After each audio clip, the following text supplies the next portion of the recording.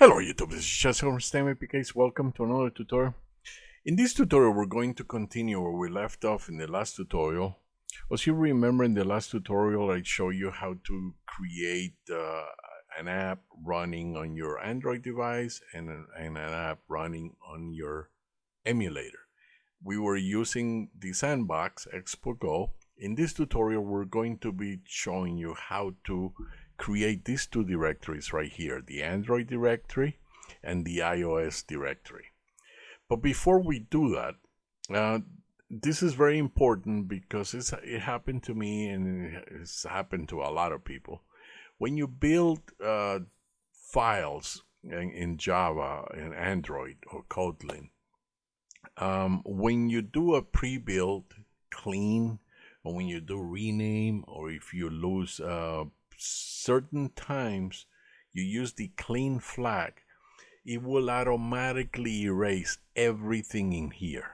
So you have to be very careful because it will overwrite the Android manifest XML file, and whatever is in there, for example these files right there, will be gone if you don't do what I'm going to be showing you how to do, because you could have many native directories in here, and if you didn't know this and you do pre-build npx export pre-build clean because you had some type of a corruption, whatever, Gradle errors, it happens all the time, and then you run the clean, it will erase everything inside that directory. It will only leave you with the main activity and the main application. And for that, I will show you, because this can be painful because you can lose tons of stuff.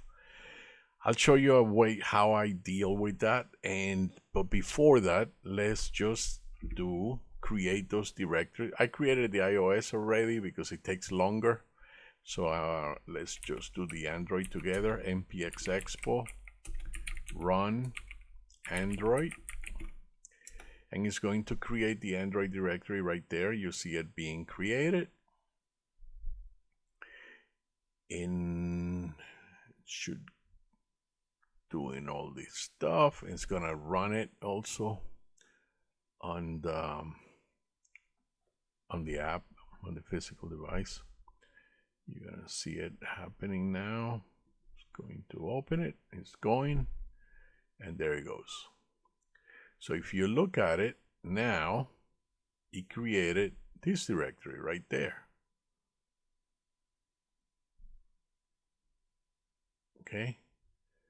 But now let's say that you added more stuff. Let's say that you created a directory test 7, and inside that you created a file, very important file, and now you have another file here outside called test kt. Okay, so you have all of that stuff in there, and it doesn't matter, you can put anything in there, it doesn't matter if it's empty or not. It's just to prove a concept. So now let's say that you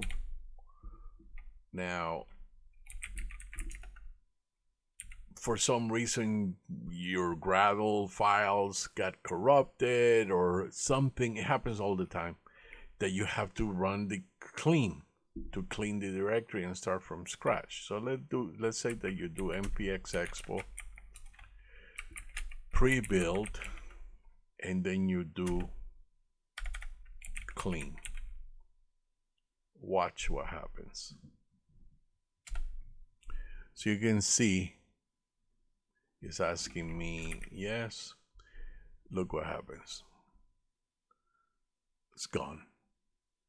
All of this stuff that was inside that directory, it's happened to me, and trust me, it is painful because you could have tons of stuff that you put in there and then all of a sudden it's gone.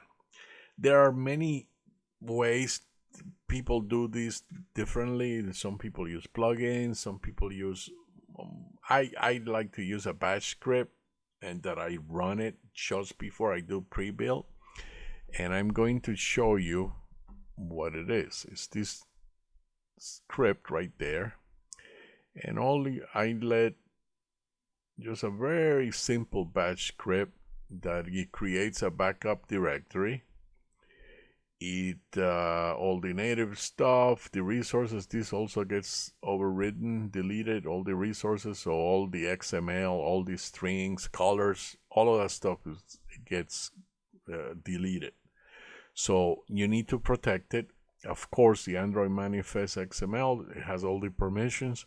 You need to protect it, and all the other stuff. And I'll show you how it works. It's just a batch script. So now, let's say that now we'll create the same directories again. Test 40, and then a file called test kt, and then another file called test kt. Now, instead of running that, you just run the batch script, and of course you have to chmod it and make it an executable first. If not, it's not going to work, so make sure you do that. And then you do preserve and then pre-build.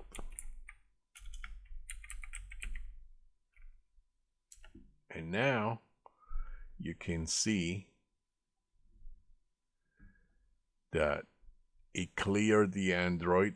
It's here. It's backing up the native files, backup completed, running the pre-build. It created the native directory, and then it updated the package JSON, and then it's going to restore the native files and restore completed. And let's see if it worked. So now when we go here there and we go inside, and they're still there. So that's very important. It will, trust me, it's happened to me that I create all these things and all of a sudden it's gone. And so I learned the hard way. So I'm trying to teach you this so it doesn't happen to you, because it can be painful because you lose all of that stuff. And it also creates this nice backup file where it has all of this stuff there. So if you delete it manually, somehow you deleted it, it also is there saved. So every time you do pre-build, instead of doing pre-build, I always just run that script instead of running pre-build. That's number one. Number two, there are many things that there are other commands that will erase it. The rename command, the Expo, we don't do Expo eject anymore, but the Expo eject also will erase. Which one? There was another one. Oh, the npx expo android. This one will also. This burned me a couple times. This command right here. Be very careful with that command, because it also might erase stuff. So just